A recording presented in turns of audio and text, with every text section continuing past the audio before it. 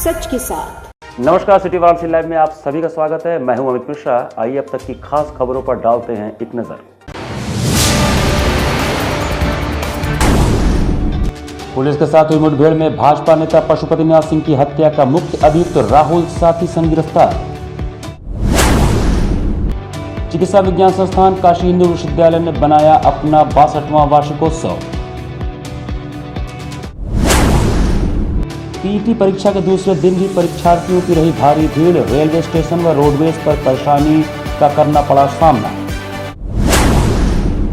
और केदारघाट पर गंगा स्नान के दौरान आंतर से आए 2 श्रद्धालुओं की डूबने से मौत। और अब समाचार विस्तार से। भाजपा नेता पशुपतिनाथ सिंह की हत्या का मुख्य अभियुक्त राहुल साथी के साथ गिरफ्तार किया गया। उसके पास से तमंचा और बाइक पुलिस ने बरामद किया। भाजपा नेता पशुपतिनाथ सिंह की हत्या के मुख्य अभियुक्त राहुल को आज पुलिस ने एक मुठभेड़ के बाद गिरफ्तार कर लिया। इस मुठभेड़ में राहुल का साथी पवन भी गिरफ्तार किया गया। यह मुठभेड़ लहरतारा के पास रविवार की सुबह उस समय हुई जब पुलिस का आमना सामना राहुल और पवन से हो गया। दोनों मोटरसाइकिल से बैठ के कहीं भागने की फिराक में थे, तभी क्राइम ब्रांच प्रभारी अंजनी पांडे और सिगरा इंस्पेक्टर राजू सिंह ने दोनों को अपनी टीम के साथ घेर लिया। आमने सामने हुई मुठभेड़ में दोनों अभियुक्तों के पैर में गोली लगी। इसके बाद वे मोटरसाइकिल से गिर पड़े और उनका असलहा भी छिटक गया। उनके द्वारा चलाई गई गोली भी किसी पुलिस वाले को लगी है। यह मुठभेड़ पुलिस के लिए बहुत महत्वपूर्ण थी क्योंकि यह पिछले 5 दिनों से पुलिस को छका रहे थे। भाजपा नेता पशुपतिनाथ सिंह की हत्या बुधवार की रात जयप्रकाश नगर कॉलोनी में उस समय हुई थी जब ये दोनों शराब पी के आपस में झगड़ा कर रहे थे और पशुपतिनाथ सिंह ने दोनों को समझाया बुझाया कि भाई यहाँ से चले जाओ, यहाँ क्यों झगड़ा कर रहे हो। इसी पे दोनों आग बबूला हो गए और अपनी गैंग के अन्य साथियों को वहाँ बुला लिया। करीब 40-50 की संख्या में आए इसके गैंग के सदस्यों ने पशुपतिनाथ सिंह और उनके बेटे राजन सिंह पे हमला बोल दिया। ईंट पत्थर और लाठी डंडों से हमले में पशुपतिनाथ सिंह की जान चली गई, जबकि राजन ट्रामा सेंटर में अभी भी भर्ती है और उसका इलाज चल रहा है। उसे भी गंभीर चोटें आई हैं। इस घटना की गूंज लखनऊ तक सुनाई पड़ी क्योंकि मामला सत्तारूढ़ दल से जुड़ा हुआ था। इसके बाद डीजीपी के निर्देश पर पुलिस सक्रिय हुई और आनन फानन में नगर निगम पुलिस चौकी के सारे सिपाहियों को और नगर निगम चौकी इंचार्ज को भी निलंबित कर दिया गया। इसके बाद पुलिस की 5 टीमें गठित की गई थीं गिरोह की कमर तोड़ने के लिए। अब तक 8 लोग गिरफ्तार हो चुके थे, लेकिन मुख्य अभियुक्त राहुल और पवन पुलिस को छका रहे थे, जिनको आज मुठभेड़ के बाद पकड़ा गया। घटना की सूचना मिलने के बाद पुलिस कमिश्नर ए सतीश गणेश मौके पर पहुंचे और उन्होंने पूरी घटनास्थल को देखा और मुठभेड़ स्थल का जायज़ा लिया। उसके बाद उन्होंने मीडिया से बताया कि राहुल जो है 307 गैंग का अहम सदस्य था। इसने एक गैंग बना के व्हाट्सएप से सबको जोड़ा हुआ था और कहीं भी कोई भी छोटी मोटी घटना होने पे सारे गैंग के सदस्य जुट जाते थे। इसके बाद गैंग के अन्य सदस्यों की गिरफ्तारी के प्रयास किए जा रहे हैं। जो हमारी क्राइम ब्रांच की और सिगरा पुलिस की संयुक्त टीम अभियुक्तों को ट्रैक कर रही थी और अचानक डीआरएम ऑफिस के पीछे के इलाके में 2 बदमाश के साथ पुलिस का एंगेजमेंट होता है और पुलिस ने उन्हें सरेंडर करने के लिए चैलेंज किया, लेकिन बदमाशों ने रिटेलिएटरी फायर किया, जिसको दृष्टिगत रखते हुए पुलिस पार्टी के द्वारा भी सेल्फ डिफेंस में फायर किया गया, जिसमें उन दोनों बदमाशों को वो घायल हुए हैं। उनके समुचित इलाज के लिए उन्हें डिस्ट्रिक्ट हॉस्पिटल भेज दिया गया है। उनकी पहचान राहुल और पवन के नाम से हुई है। बाकी जो विधिक कार्रवाइयाँ हैं, जैसे कि मौके का सीन ऑफ क्राइम को प्रोटेक्ट करना, फॉरेंसिक टीम को बुलाया जाना, ये सारी कार्रवाइयाँ मौके पे इस वक्त चल रही हैं। कहाँ रहने वाले हैं, क्या नाम है? देखिए, मैंने पहले ही उनके नाम बता दिए हैं आपको, और ये दोनों के दोनों थाना सिगरा के जयप्रकाश नगर कॉलोनी के आसपास के ही रहने वाले हैं और इसमें ये भी देखा जा रहा है कि जो अन्य अभियुक्त हैं उनके खिलाफ भी शीघ्र गिरफ्तारी की कार्रवाई या अन्य कड़ी कार्रवाई पुलिस टीम के द्वारा शासन और डीजीपी साहब की मंशा के अनुरूप कराया जाएगा। चिकित्सा विज्ञान संस्थान काशी हिंदू विश्वविद्यालय का 62वां वार्षिकोत्सव रविवार को मनाया गया। चिकित्सा विज्ञान संस्थान काशी हिंदू विश्वविद्यालय ने रविवार को अपना 62वां वार्षिकोत्सव मनाया। इस कार्यक्रम के मुख्य अतिथि राज्य मंत्री स्वतंत्र प्रभार, पृथ्वी विज्ञान मंत्रालय, विज्ञान एवं प्रौद्योगिकी मंत्रालय, कार्मिक एवं लोक शिकायत मंत्रालय डॉक्टर जितेंद्र सिंह रहे। विश्वविद्यालय के स्वतंत्रता भवन सभागार में आयोजित कार्यक्रम में जीएनएस विश्वविद्यालय सासाराम, बिहार के कुलपति प्रोफेसर M.K. सिंह, भारतीय दंत चिकित्सा परिषद के अध्यक्ष प्रोफेसर D. मजूमदार तथा उत्तराखंड आयुर्वेद विश्वविद्यालय के कुलपति प्रोफेसर S.K. जोशी विशिष्ट अतिथि थे। कुलगुरु काशी हिंदू विश्वविद्यालय प्रोफेसर V.K. शुक्ला ने कार्यक्रम की अध्यक्षता की। चिकित्सा विज्ञान संस्थान के निदेशक प्रोफेसर S.K. सिंह ने प्रारंभ में आए हुए अतिथियों का स्वागत किया। कार्यक्रम के मुख्य अतिथि डॉक्टर जितेंद्र सिंह ने कहा कि यह महामना पंडित मदन मोहन मालवीय जी की दूरदर्शिता थी। आज से 1 शताब्दी से भी अधिक समय पूर्व उन्होंने ऐसे संस्थान की परिकल्पना की जहां विविध विषयों की शिक्षा उपलब्ध हो। आज नए संस्थानों की शुरुआत में महामना उस सोच की झलक दिखती है, क्योंकि नए संस्थानों में अनेक विषयों की शिक्षा एक स्थान पर मिलने के विचार के साथ काम किया जा रहा है। उन्होंने कहा कि जिस प्रकार की शिक्षा व चिकित्सा सुविधाएं चिकित्सा विज्ञान संस्थान में हैं, पूरे देश में उसी तरह की व्यवस्था की आवश्यकता महसूस की जा रही है, ताकि एक ही स्थान पर आधुनिक चिकित्सा व आयुर्वेद तथा प्राचीन चिकित्सा प्रणाली का लाभ लोगों को मिल सके। उन्होंने आगे कहा कि आज अपने भविष्य को लेकर विद्यार्थी काफ़ी सचेत व जागरूक हो गए हैं और वे जानते हैं कि उन्हें शिक्षा के लिए कहाँ जाना है। उन्होंने कहा कि कोविड महामारी से पहले नॉन कम्युनिकेबल बीमारियों के प्रबंधन पर ही ज़्यादा ध्यान दिया जाता था, लेकिन महामारी के दौरान यह सोच बदली है। अब कम्युनिकेबल बीमारियों पर भी बहुत काम हो रहा है। साथ ही साथ डॉक्टरों ने भी प्राचीन और आधुनिक पद्धति का प्रयोग करते हुए इस संबंध में चुनौतियों को स्वीकार करते हुए कार्य किया। कार्यक्रम के संयोजक प्रोफेसर संजीव कुमार गुप्ता, सह संयोजक प्रोफेसर टी.पी. चतुर्वेदी, आयुर्वेद संकाय प्रमुख प्रोफेसर के.एन. द्विवेदी एवं दंत संकाय प्रमुख professor Vinay Shrivastava, dean research professor Ashok Chaudhary एवं सर सुंदरलाल चिकित्सालय के चिकित्सा अधीक्षक प्रोफेसर के गुप्ता ने अतिथियों का स्वागत किया। मंच संचालन प्रोफेसर शोभा भट्ट एवं डॉक्टर किरण गिरी ने किया। धन्यवाद ज्ञापन प्रोफेसर संजीव कुमार गुप्ता ने प्रेषित किया। ये बड़े हर्ष और गर्व की बात है हम सबके लिए कि जितने देश भर में जितने भी मेडिकल कॉलेजेस, स्कूल्स और इंस्टीट्यूट्स हैं, उनमें से पहले 5-7 में इनका शुमार होता है। और इस 100 साल पुरानी विश्वविद्यालय की परंपरा के मापदंड पर पूरा उतरते हुए इंस्टीट्यूट ऑफ मेडिकल साइंसेज ने भी अपना एक कीर्तिमान स्थापित किया है। मैं बधाई दे रहा था इनको कि कोरोना काल में जिस प्रकार से हमारे डॉक्टर्स ने, चिकित्सकों ने, विशेषकर जो हमारे युवा डॉक्टर थे, रेजिडेंट डॉक्टर थे, जिस प्रकार उन्होंने रातों रात अपने आप को इस चुनौती के लिए तैयार किया। और जब विश्व के बहुत से ऐसे देश जो भारत के तुलना में आधी जनसंख्या वाले देश हैं, वो जब तिलमिला गए, तो हमारे चिकित्सकों ने इस परिस्थिति को संभाला। और साथ ही साथ प्रधानमंत्री श्री नरेंद्र मोदी जी ने जिस प्रकार डे टू डे बेसिस, दिन प्रतिदिन चिकित्सकों के साथ, डॉक्टर्स के साथ संपर्क रखा, स्वयं मॉनिटरिंग की, उसका परिणाम ये है कि कोविड के संकट को जिस तरह से भारत ने संभाला है, उसका उदाहरण आज देश भर में नहीं बल्कि पूरे विश्व में दिया जाता है। और विश्व केदार घाट पर गंगा स्नान के दौरान आंध्र प्रदेश से आए 2 श्रद्धालुओं की डूबने से मौत हो गई। केदार घाट पर गंगा स्नान के दौरान आंध्र प्रदेश से आए 2 श्रद्धालुओं की डूबने से मौत हो गई, जबकि स्थानीय लोगों ने 2 अन्य श्रद्धालुओं को बचा लिया।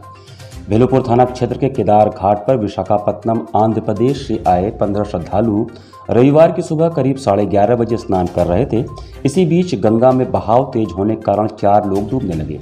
इस पर उनके साथियों के शोर मचाने पर स्थानीय लोगों ने विशाखापट्टनम निवासी 48 वर्षीय गोपाल कृष्ण रेड्डी और M.M. वेंकट रेड्डी को बचा लिया, जबकि 2 लोग तेज बहाव में बह गए।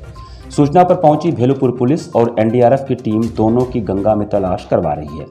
आंध्र प्रदेश के विशाखापत्तनम से आए श्रद्धालुओं ने बताया कि जो लोग गंगा में बह गए हैं उनका नाम M. रब्बुल रेड्डी और सत्यमणि वेंकटेश्वर रेड्डी है। श्रद्धालुओं की यह टोली शनिवार को काशी पहुंची थी और आज वह गंगा स्नान के बाद केदारेश्वर महादेव का दर्शन पूजन करने जा रहे थे। इंस्पेक्टर भेलपुर ने बताया कि टीमें लगाई गई हैं। गंगा के बहाव में बहे लोगों की तलाश करवाई जा रही है। लोग हैं, मैं उसका लड़का हूँ और कल शाम में आया 4:30 बजे। अभी सुबह काला भैरव मंदिर में जाके इधर स्नान करने के लिए तब हो गया है। वापस निकलने के टाइम में वो पहले स्नान किया ना, तब भी आया पहले ऐसा बस चला गया, पहले नीचे गए और चला गया। कौन कौन लोग डूबे हैं और कितनी उम्र थी लगभग दोनों लोगों की? पूरा 4 लोग थे। पहले एक गया, उसको पकड़ने के लिए जो गए वो सब पीछे पकड़ने के लिए गए, लेकिन हम लोग दोनों आए, हम और मेरा छोटा पापा होता और दूसरा, और मेरे बड़े पापा और मेरा साथ। तो जो डूबे उन लोगों का नाम क्या था, क्या क्या नाम? मणिकंठेश्वर रेड्डी है और अब्दुल रेड्डी है। पीजीटी परीक्षा के दूसरे दिन रविवार को भी परीक्षार्थियों को कैंट व रोडवेज पर भारी मुश्किलों का सामना करना पड़ा। पीटी परीक्षा के दूसरे दिन रविवार को भी वाराणसी में परीक्षा देने आए हजारों परीक्षार्थियों ने दूसरे दिन भी कैंट स्टेशन व रोडवेज पर भारी मुश्किलों का सामना करना पड़ा। महिलाओं और लड़कियों के अलावा छात्रों में सरकार और रेलवे की दुर्व्यवस्था को लेकर भारी आक्रोश था। छात्रों का कहना था कि धक्के खाते आए और धक्के खाते जाना पड़ रहा है। सरकार को परीक्षा के लिए स्पेशल ट्रेन या बसों की व्यवस्था करनी चाहिए थी, लेकिन सरकार ने कोई व्यवस्था नहीं की। इसके अलावा ट्रेनों के यात्रियों को अलग से परेशानियां झेलनी पड़ी। पीटी परीक्षा के लिए बलिया और आसपास की बड़ी संख्या में परीक्षार्थी पहुंचे थे। वाराणसी कैंट रेलवे स्टेशन पहुंचे बलिया के एक परीक्षार्थी ने बताया कि परीक्षा के दौरान छात्रों के लिए स्पेशल ट्रेन की व्यवस्था होनी चाहिए। यात्रा के दौरान काफ़ी मुश्किलों का सामना करना पड़ रहा है। दिक्कत देखिए, यहाँ में आने जाने में एक तो दिक्कत है। पहले सरकार को चाहिए कि बच्चों को होम जिला में सेंटर दे, आराम से सुविधा से आएंगे जाएंगे। पैसेंजर को भी दिक्कत है, यहाँ पे छात्र जो आ रहे हैं उनको भी दिक्कत है आने जाने। दूसरी नकल कम करें। सरकार इतना दावा करती है, हमारी योगी सरकार जो है नकल माफिया को रोकने के लिए करने के लिए। अभी पेट का एग्जाम देकर हम आए हैं 2 घंटे पहले, कोई लड़का इस बेंच पे बैठा उठ के तुरंत उस बेंच पे चला जा रहा है, कैमरा चल रहा है। इस पे हम चाहते हैं कि सरकार से आप अपील करें, विरोध करें, जो आपके एंकर हैं, कि नकल माफिया को पहले रोका जाए। कोई भी पेपर हो, कोई पेपर ऐसा कोई पेपर नहीं कि नकल नहीं हो। अभी लेखपाल का भी पेपर दिया, ठीक ऐसा ही चल रहा था। एक बेंच से उठ कर लेकर दूसरे बेंच पे चले जाते हैं। यही हमारा अनुरोध है कि सरकार से आप लोग अपील करिए कि जो नकल माफिया का दावा हो रहा है उसको रोका जाए। हम स्पेशल अगर आप सेंटर हो, लड़कियों का हो, होम सेंटर होना चाहिए। और दूसरी बात कि अगर आप दूसरे डिस्ट्रिक्ट में करते भी हैं तो जितना कि हम झेल रहे हैं, आने जाने में प्रॉब्लम हो रही है। एग्ज़ाम में स्पेशल ऐसे फेस्टिवल स्पेशल ट्रेन चलाई जाती है, वैसे एग्ज़ाम स्पेशल भी ट्रेन चलाया जाए। और क्योंकि और लड़कियों का तो होम डिस्ट्रिक्ट होना चाहिए जैसे भी है। और जहाँ एग्ज़ाम सेंटर पड़ रहा है वहाँ भी थोड़ी सुविधा होनी चाहिए, जैसे कि क्लास में वॉच वगैरह लगा हुआ नहीं हो रहा है, जैसे कि हमें टाइम का एक्यूरेट और टाइम से बेल वगैरह नहीं बज रहा है, जिससे हमें बहुत प्रॉब्लम हो रही है। ट्रेन समय से नहीं आ रही है, उससे छात्रों को 2 घंटा 4 घंटा 10 घंटा उससे उसको पेपर भी लड़कों को छूट जा रहा है। उत्तर प्रदेश कांग्रेस कमेटी के नवनियुक्त प्रांतीय अध्यक्ष व पूर्व विधायक अजय राय ने रविवार को पत्रकार वार्ता करके भाजपा सरकार को आड़े हाथों लिया। उत्तर प्रदेश कांग्रेस कमेटी के नवनियुक्त प्रांतीय अध्यक्ष व पूर्व विधायक अजय राय ने रविवार को एक पत्रकार वार्ता में कहा कि हम सबको लेकर चलने वाले लोग हैं। हम भाजपा की तरह वन मैन शो वाली पार्टी नहीं है। कांग्रेस ने हमेशा से देश व देश की जनता के हितों की रक्षा के लिए काम किया। हमारे लिए जनहित प्रथम व सर्वोच्च है। आज देश की हालत किसी से छिपी हुई नहीं है। देश की अर्थव्यवस्था लगातार खस्ता हाल होती जा रही है। केंद्र व राज्य सरकार सिर्फ झूठ बोलने व नकली इवेंट करने में लगी हुई है। वाराणसी जो कि वीवीआईपी शहर है, लेकिन दुर्भाग्यपूर्ण बात यह है कि आज बनारस को सिर्फ ठगा गया। प्रधानमंत्री का संसदीय क्षेत्र होने के बावजूद बनारस की जनता बदहाल है। मुख्यमंत्री योगी जी लगातार बनारस में कैंप करते हैं। बनारस में वह 101 बार आए हैं, पर बनारस में हत्या, बलात्कार, लूट व भ्रष्टाचार की घटनाएं लगातार घट रही हैं। अभी पिछले ही दिनों वाराणसी में भाजपा के वरिष्ठ नेता पशुपतिनाथ सिंह की शराब माफियाओं ने पीट कर हत्या कर दी। यह कितने शर्म की बात है। इससे यह स्पष्ट होता है कि मर्यादा पुरुषोत्तम श्री राम का नाम लेकर राजनीति करने वाले लोगों की यही हकीकत है। मेरे पशुपतिनाथ सिंह जी के घर जाने के बाद भाजपा के उप मुख्यमंत्री केशव प्रसाद मौर्य उनके घर जाते हैं। इससे यह स्पष्ट होता है कि इनकी नज़र में कार्यकर्ता का कोई सम्मान नहीं है। प्रधानमंत्री के संसदीय क्षेत्र में उनका कार्यकर्ता जो आज शराब की दुकान पर, शराब के ठेके पर जाकर लोगों से मना करता है, समझाता है, उस कार्यकर्ता को वहाँ पर लाठी डंडे से पीट कर मार दिया गया। राम राज्य में ये हो रहा है। जब योगी जी कहते हैं कि राम राज्य आ गया, और राम राज्य में भारतीय जनता पार्टी का कार्यकर्ता लाठियों और डंडों से पीट कर मार डाला जा रहा है। ये भाजपा के लोग ही मारे गए।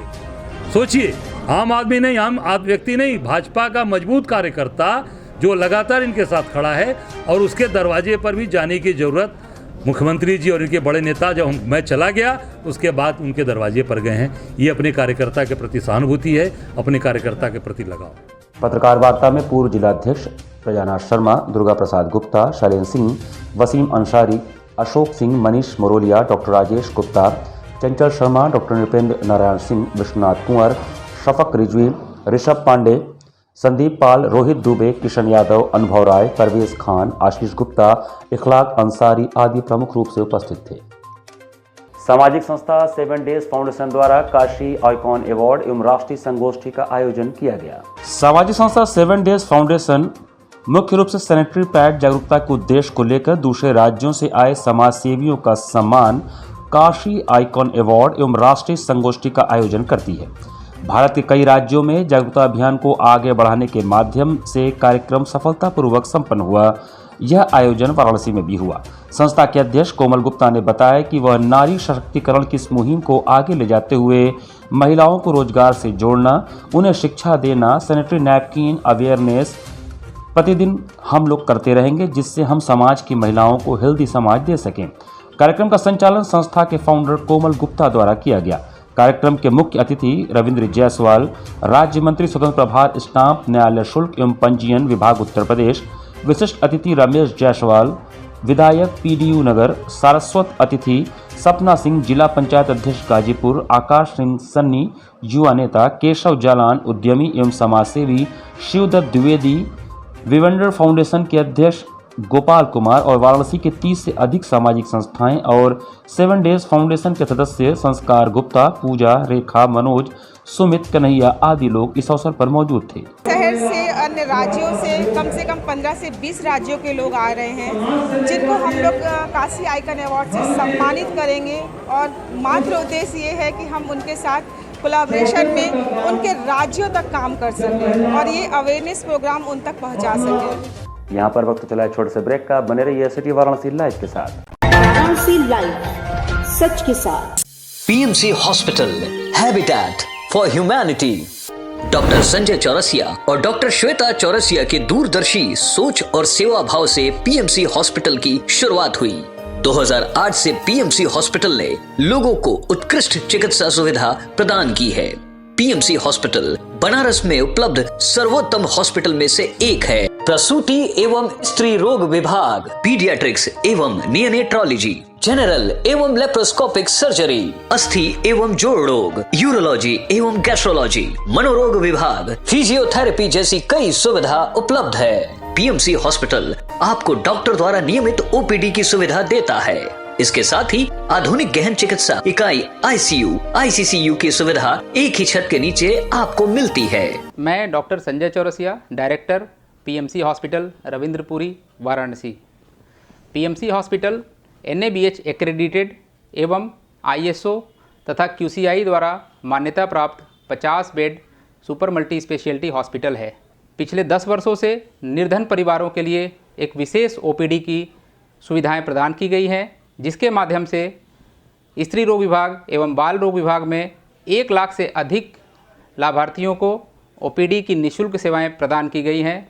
हमारा उद्देश्य है कि कम खर्च में उत्कृष्ट स्वास्थ्य सेवाएं आम जनमानस को सर्वसुलभ कराएं। PMC hospital, habitat for humanity, Ravindrapuri extension behind Durga Kund, Varanasi. Helpline number 0542231015 और कॉल 8808960005।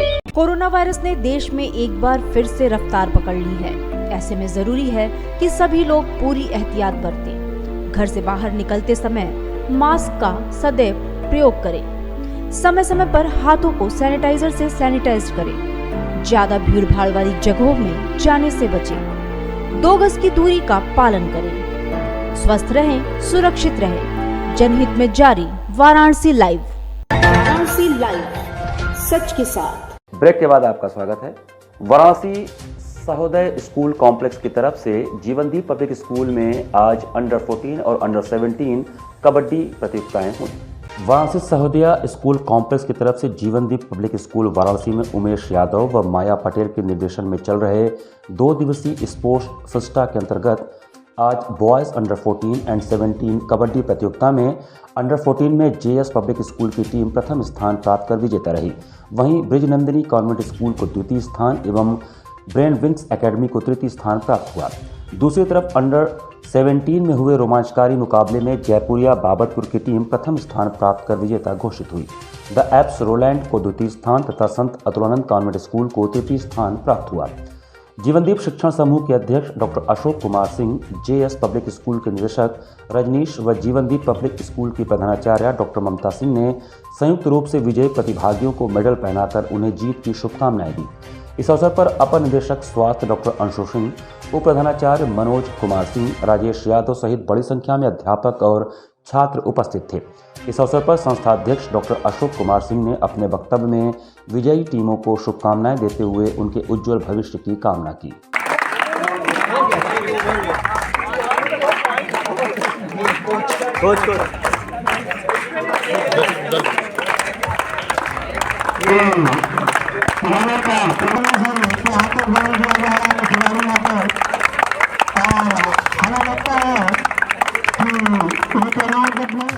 स्वनाथ परिषद काशी द्वारा स्वनाथ अर्थात अनाथ बच्चों के विद्यारंभ संस्कार का कार्यक्रम प्रारंभ हुआ।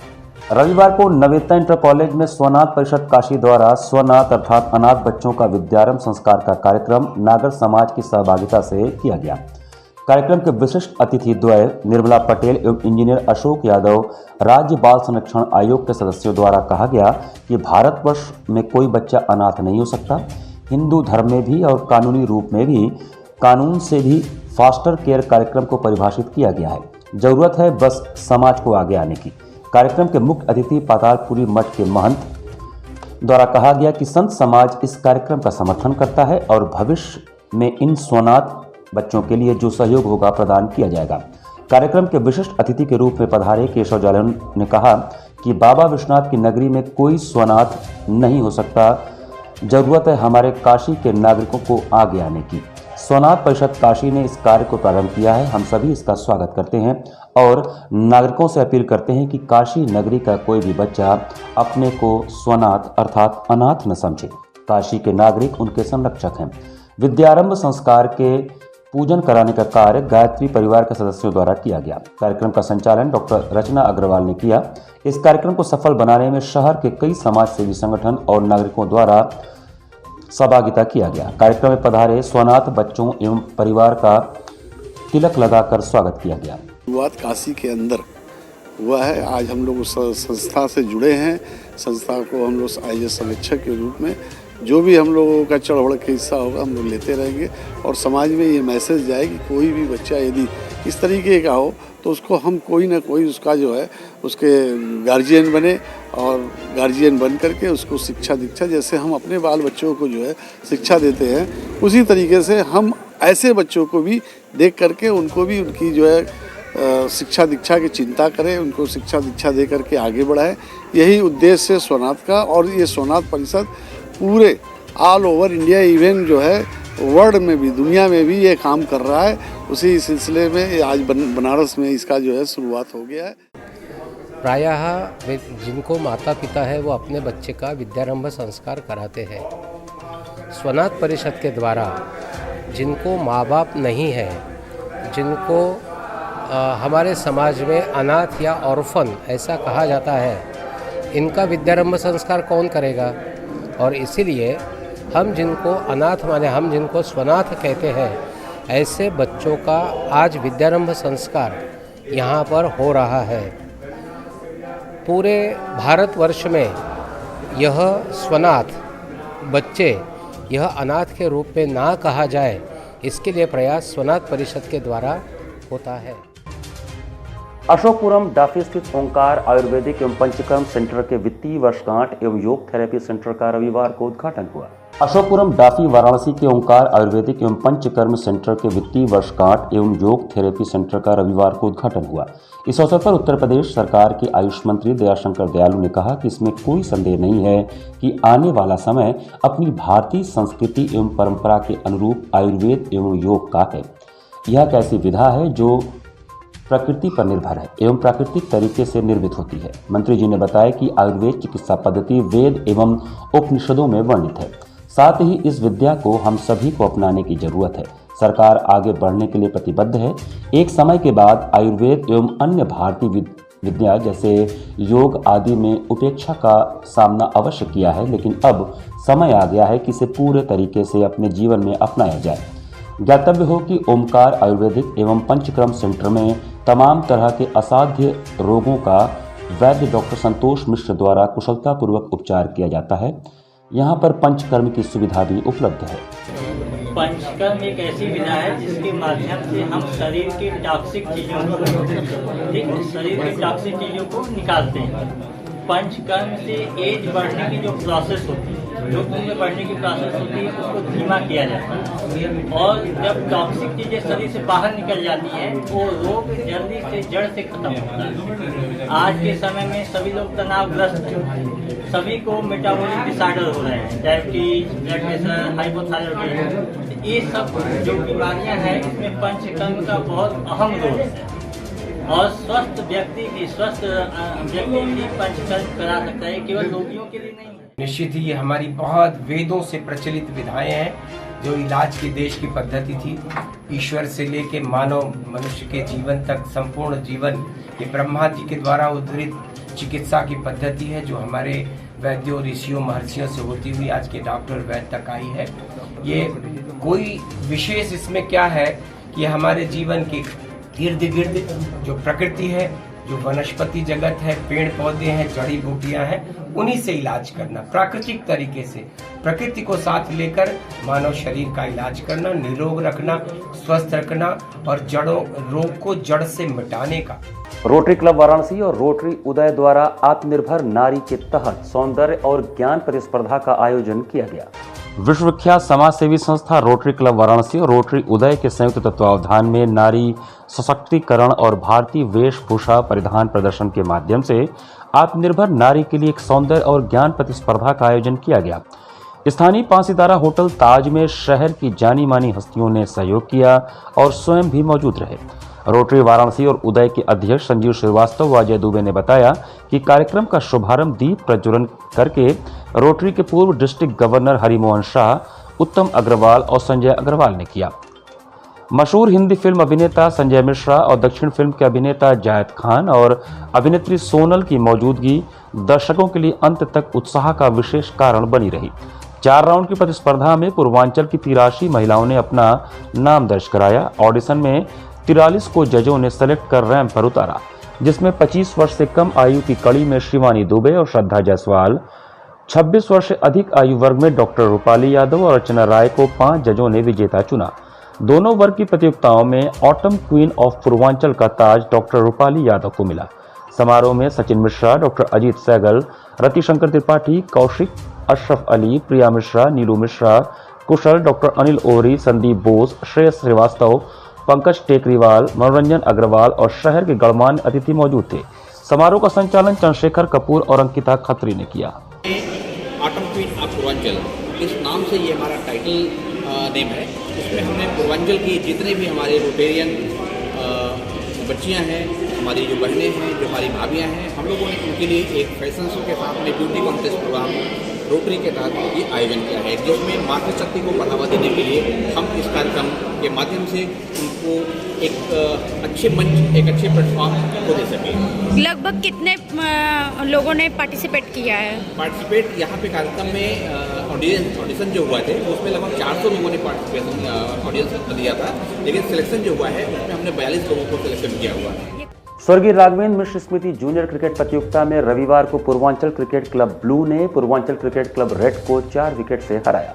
रविवार को पूर्वांचल क्रिकेट एसोसिएशन के तत्वावधान में सिगरा स्टेडियम वाराणसी के मैदान में चल रहे स्वर्गीय राघवेंद्र मिश्र स्मृति जूनियर क्रिकेट प्रतियोगिता में अंडर 16 वर्ग के मैच में पूर्वांचल क्रिकेट क्लब ब्लू की टीम ने पूर्वांचल क्रिकेट क्लब रेड के कप्तान अश्विनी यादव के शानदार प्रदर्शन से 4 विकेट से हरा दिया।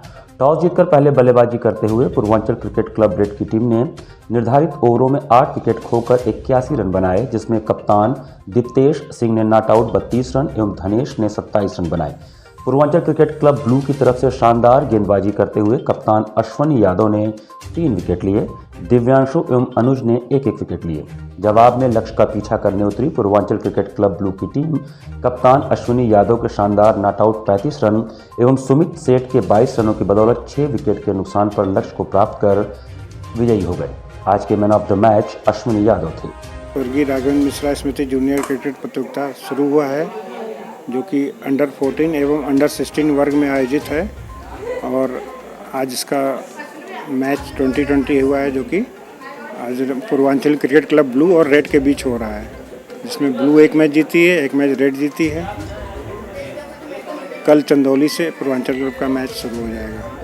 एक दिन में कितने मैच हो रहे हैं? एक दिन में 2 मैच हो रहे हैं 2020 के। शनिवार को महिला व पुरुष पूर्वांचल बेंच प्रेस प्रतियोगिता का उद्घाटन काशी प्रांत के भाजपा मंत्री अशोक तिवारी ने किया। शनिवार को महिला व पुरुष पूर्वांचल बेंच प्रेस प्रतियोगिता का उद्घाटन भाजपा के मंत्री काशी प्रांत अशोक तिवारी ने किया। खिलाड़ियों को पुरस्कार वितरण एमएलसी अन्नपूर्णा सिंह ने दिया। स्वागत पीटीए अध्यक्ष डॉक्टर अरविंद किशोर राय ने किया। पूर्वांचल के लगभग 12 जिलों के 150 महिला व पुरुष खिलाड़ियों ने इसमें भाग लिया। प्रतियोगिता में strong man of bench press का खिताब वाराणसी के दीपक कुमार वर्मा को मिला, जिन्होंने 135 किलो वजन उठाया, जबकि स्ट्रॉन्ग वुमेन का खिताब मिर्जापुर की ज्योति सिंह को मिला, जिन्होंने 90 किलो का भार उठाया। मास्टर वर्क में चंदौली के मुकद्दर अंसारी ने 150 किलोग्राम वजन उठाकर वाहवाही लूटी। प्रतियोगिता में टीम चैंपियनशिप पुरुष का खिताब प्रयागराज की टीम ने जीता, जबकि महिला वर्ग में मिर्जापुर ने टीम चैंपियनशिप का खिताब जीता। निर्णायक मंडल में विनोद कुमार, सचिन शर्मा, रत्नेश कुमार, करीम अली, फैजान अहमद, गोविंद कुमार और आशीष श्रीवास्तव शामिल थे। प्रतियोगिता का संचालन कमलापति त्रिपाठी ने किया। जो आगामी Uttar Pradesh bench press championship में भाग लेंगे और जो कि नेशनल चैंपियनशिप महाराष्ट्र औरंगाबाद में 15 से 20 जनवरी को होना है, इसके लिए भी सिलेक्शन यहाँ इस चैंपियनशिप से किया जाएगा। प्रयागराज से वाराणसी आई सब जूनियर नेशनल में गोल्ड मेडलिस्ट अंकिता सिंह ने बताया कि वह पहले मॉडलिंग में अपना भाग्य आजमाना चाहती थी, पर चीन के दौरान उनके ट्रेनर ने कहा कि वह पावर लिफ्टिंग को अपनाए और उन्होंने पावर लिफ्टिंग करते हुए 13 अगस्त को केरल में हुए सब जूनियर में 60 किलोग्राम भार वर्ग में गोल्ड मेडल जीता और वह वर्तमान में बीए की छात्रा हैं। और अंकिता ने कहा कि उनका लक्ष्य है कि वह वर्ल्ड में रिकॉर्ड बनाए और अपने देश का मान बढ़ाएं। अंकिता ने आगे बताया कि इस खेल में उनके माता पिता उनका हौसला बढ़ाते हैं और मीराबाई चानू उनकी आइडियल है। आइडियल तो ज़्यादातर मैं अपने मॉम डैड को मानती हूँ, फिर आते हैं आशीष नारायण पांडे, उनको मानती हूँ। हाँ, खेल में है वो। पहले मैं तो सोचती थी कि ओलंपिक में है, बट मुझे आइडिया नहीं था कि ओलंपिक में होता है। मैं मीराबाई चानू से ही ज़्यादा मोटिव हुई हूँ और बस। आगे कैसे आगे क्या सोच रखा है? आगे बस इसी लाइन में मुझे आगे जाना है। बोला तो यूपी के लिए नाम करना है, प्लस पूरे वर्ल्ड के लिए नाम करना है, अचीवमेंट करना है। इसी के साथ सिटी वाराणसी लाइव का ये संस्करण हम समाप्त करते हैं। मुझे दीजिए आज्ञा, नमस्कार।